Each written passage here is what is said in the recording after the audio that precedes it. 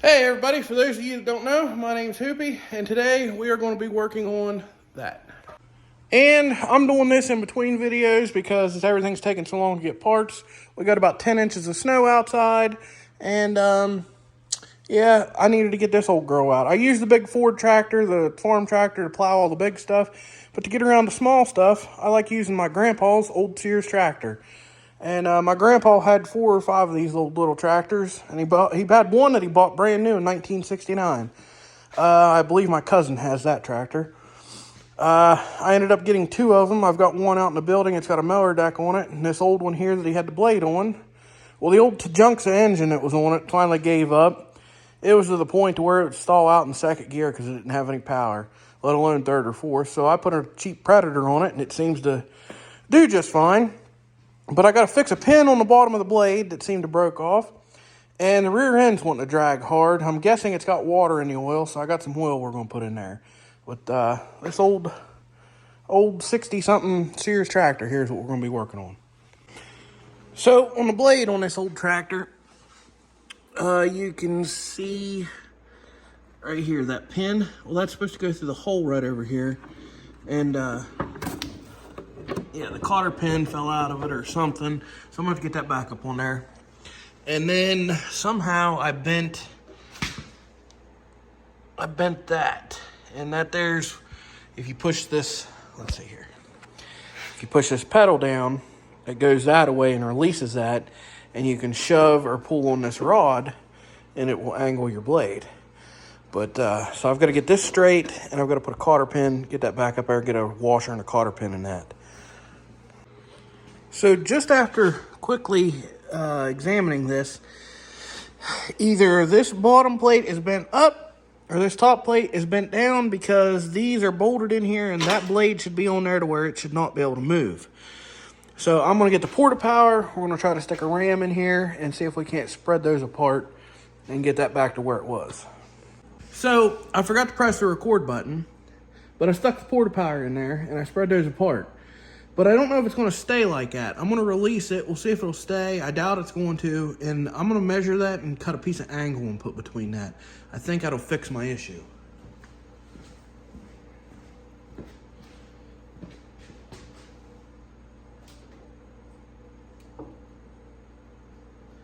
Yeah, it fell right back out. So let's...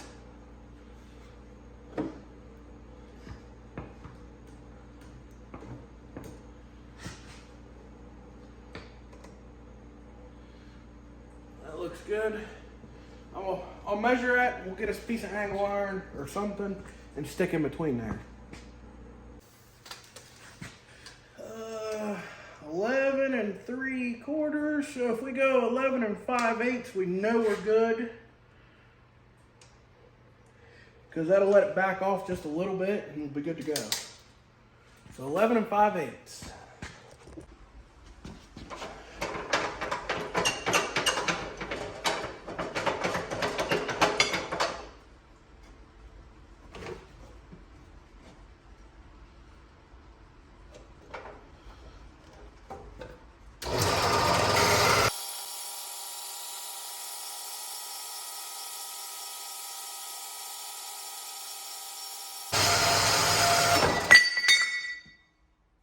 Alright, now in theory,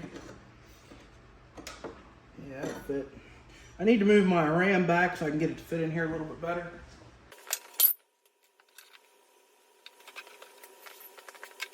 I'll pull this back out. I'm going to grind it right here. I'll at least put welds on the bottom. I don't think I'm going to weld the top because I don't think I'm going to need to. So, yeah, we'll grind that right there and we'll put a couple welds on that. And that ought to hold that.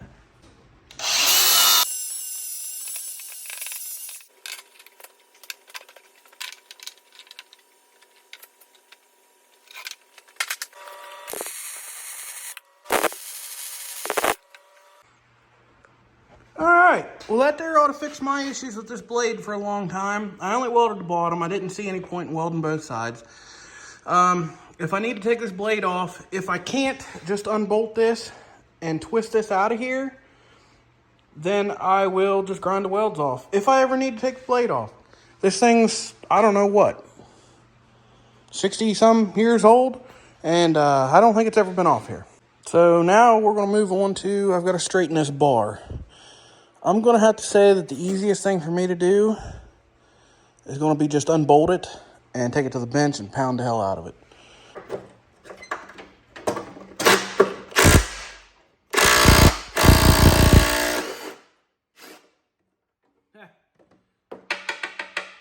Broke that bolt.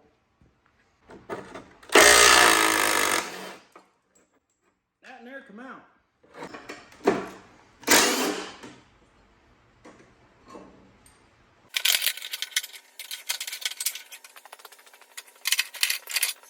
Well, that's tough getting that out of there, but I got it.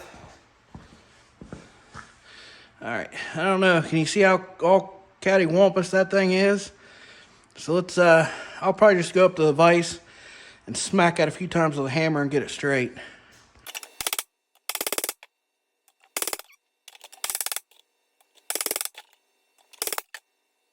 Well, she ain't exactly completely perfect, but she's a lot better than what she was. So let's throw her back on there. And, all right, the blade, it should be taken care of. We'll move on to the rear end.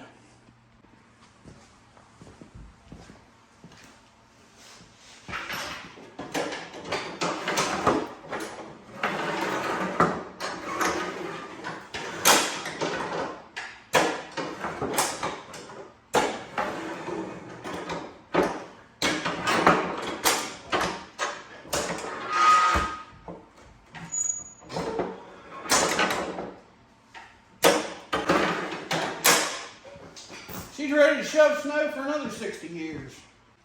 As for the rear end on this old girl, there's a small fill plug right there. Hard to get to, but it's possible.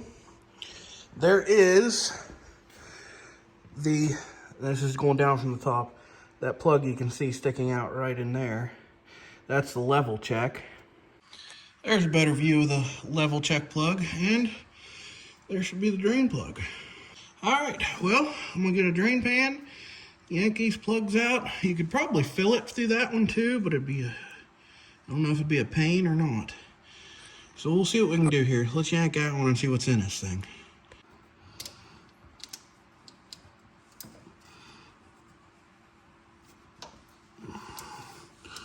I'm having a heck of a time recording and doing this. My tripod won't fit under here with me.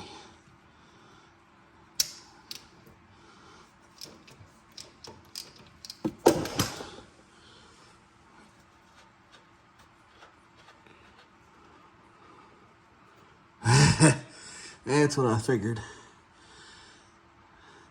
So I did look this up, and this rear end does call for just SAE 30, and that there's more like gear oil. I'd say like 90 weight. So we're going to let that drain for a while. All right, we're down to dripping goop like that. I'm going to stick this drain plug in here. We're going to dump about a half a gallon of diesel fuel in this thing, and I'm going to leave the jack underneath the rear end and let it run for 2 or 3 minutes. And then we'll pull the plug again and see if we can get all that gunk out of there.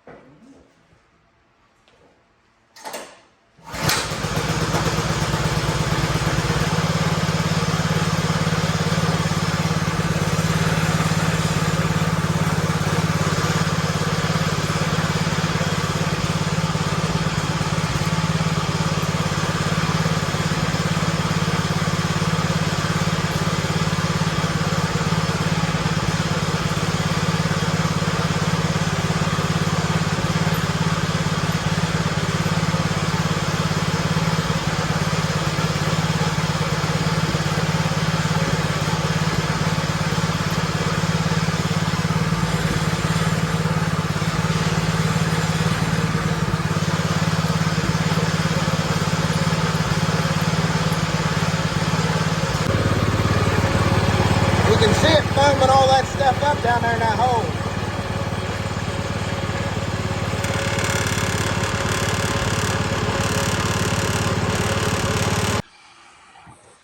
All right, let's pull this plug and see what kind of goop comes out of here now.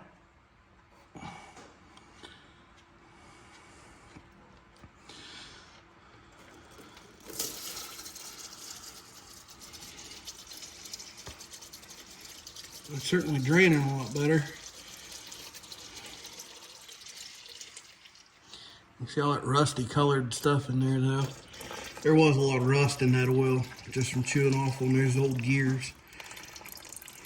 So we'll let her drain for a while. So I went ahead and took out our check plug, and I'm just going to dump our SAE 30 oil in until it runs out that hole. Well, alrighty then, there she is, all topped off and ready to go. Let's go shove some snow with this old thing.